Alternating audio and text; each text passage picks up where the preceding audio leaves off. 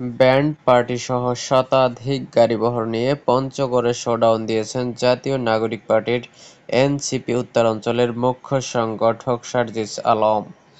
কমিটিতে পদ পাওয়ার পর সোমবার ২৪ মার্চ দুপুরে প্রথমবারের মতো নিজ জেলা পঞ্চগড়ে এসে জেলার বিভিন্ন এলাকাতে পথসভা করেন তিনি। এর আগে তিনি সৈয়দপুর বিমানবন্দরে নেমে ব্যান্ড পার্টিসহ গাড়িবহর নিয়ে পঞ্চগড়ে শোডাউনে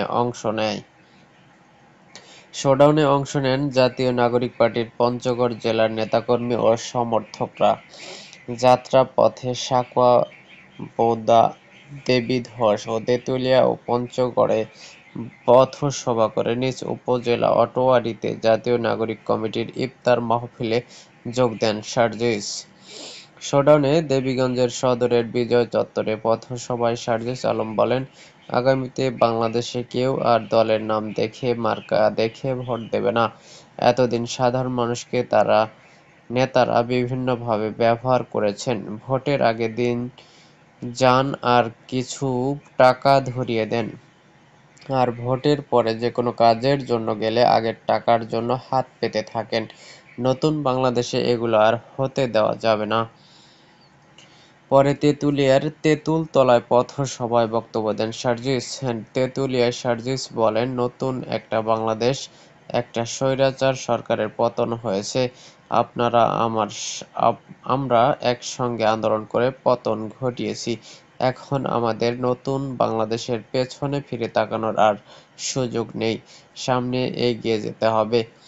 আপনাদের সন্তান, নাতি-নাতনি কিংবা ভাইয়ের বয়সী এখানে যারা ছাত্র জনতা রয়েছে, তারা সামনে থেকে নেতৃত্ব দিয়ে এই নতুন বাংলাদেশ নিয়ে এসেছে।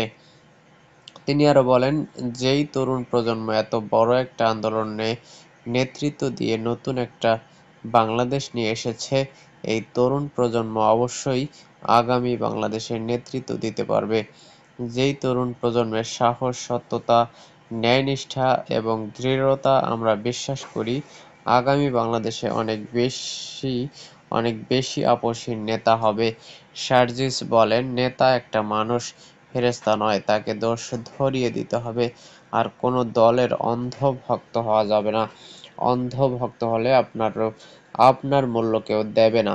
আমরা আপনাদের কাছে মার্কা নিয়ে যাব, যদি আপনাদের কথা রাখতে পারি তাহলে আপনারা আমাদেরকে ভোট দেবেন। পঞ্চগড় আমার জন্মভূমি, তাই আপনাদের কাছে আমার আলাদা দাবি আছে।